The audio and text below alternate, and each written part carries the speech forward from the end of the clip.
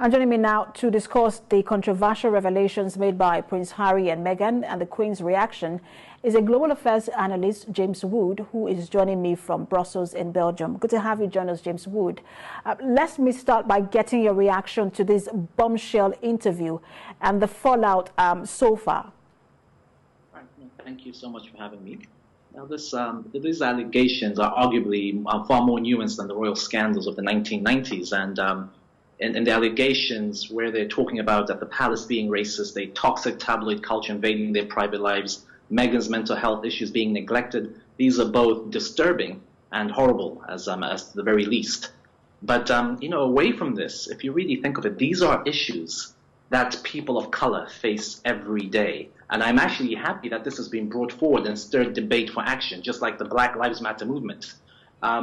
We also need to remember that the monarch herself, the Queen, has had more people of color work with her, has done more with countries of color than any other monarch has in their history.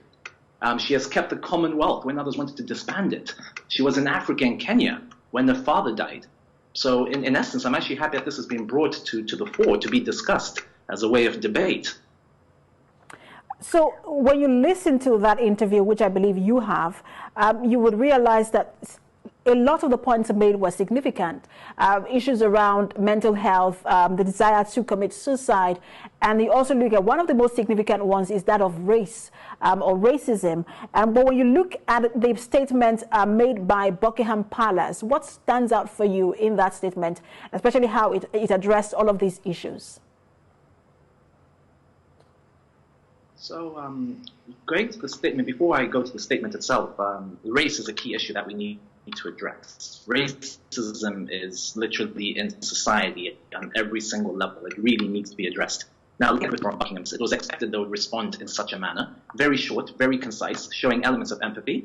So if I remember the statement correctly, they speak about that they're saddened to learn to the extent of how challenging the last few years have been for Meghan and Harry. In that statement itself, they're saying that there's new things coming to light that they were not aware of. That's what that statement is saying. Then they go on and discuss the issues of race are concerning. So they're acknowledging that there is something of race. And not to forget, Harry and Meghan did indicate that these issues of race were said by a certain member, but they did not disclose identity. But they removed it from the Queen and Prince Philip. They said it was not them. So we don't know who that person is. And then the statement goes on to say that while some recollections may vary, they're taken seriously and will be addressed privately. So that particular element is saying that there's some way of refuting some of the statements Harry and Meghan made by saying that they may vary, recollections may vary. But by ending it, saying that they will address this privately, they're closing this matter. They're saying this is a private matter. Now, I can understand why they're doing that, because this could be damaging to the monarch. As I alluded earlier in the conversation, the Queen is the head of the Commonwealth, comprising of 54 mainly former British colonies, about 2.4 billion people. And not to forget, when the Queen ascended to the throne in 1952, the Great Britain itself was actually built on this whole aspect of immigration, of bringing people from the colonies to come in and develop the United Kingdom.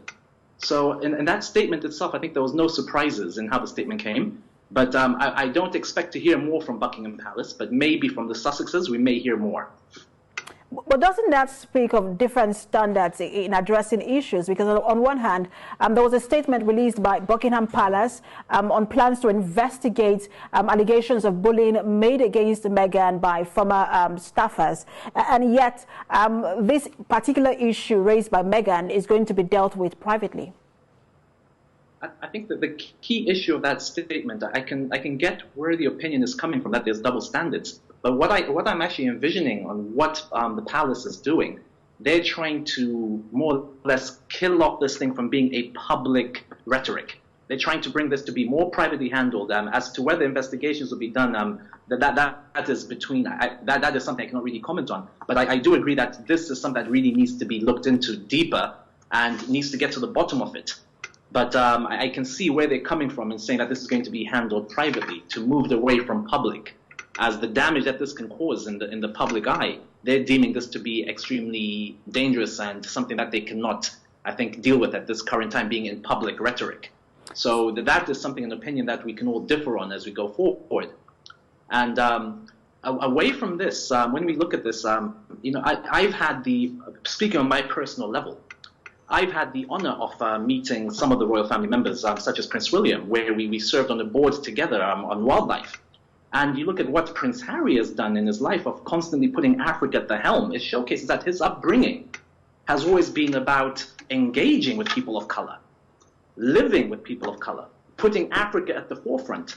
So on this issue, I don't think the palace itself, in terms of the monarch, are racist in any level at all. I don't think so. I completely disagree with that assertion. Are there people who carry racial tones? Other people? Yes, that exists, and that's what needs to be investigated. So here is, on one hand, here is an allegation of racism. On the other hand, we're hearing from you that the palace isn't racist. We haven't seen any act of racism by the palace in public. But taking this into account, how do you think that the palace should deliberate deliberate on this issue going forward? What should they take into account? If I was honored enough to be a sort of spokesperson or advisor to Buckingham, I would say, first of all of us who are watching this program, listening in on this program, the Queen has been a symbol of unity, a symbol of equality. Yes, she's heading an institution where she has her values, and in that institution you deal with different people who may have different undertones of racism, and that needs to be looked into. So I would say that needs to be looked into, because what other people do creates an image of the institution as what we're discussing here today. So I would say an investigation would truly be worthwhile to really delve into what has happened, what has gone on, why they were distanced, because I think in the interview they mentioned that they felt very distant. And, to be look into that, because as they said that this is a family matter. As being a family matter, they should really come together and deal with this and showcase to the world that they've come to the bottom of this. That is what I would advise. Absolutely, especially when it has to do with a broken relationship or I'm looking for, I don't want to use the word broken, troubled relationship between Harry and his father, Prince Charles. We hope all of those issues are resolved. Thank you so much for talking to us, Global Affairs Analyst James Wood. Thanks for talking to us. Thank you very much. Let's take a break now where the news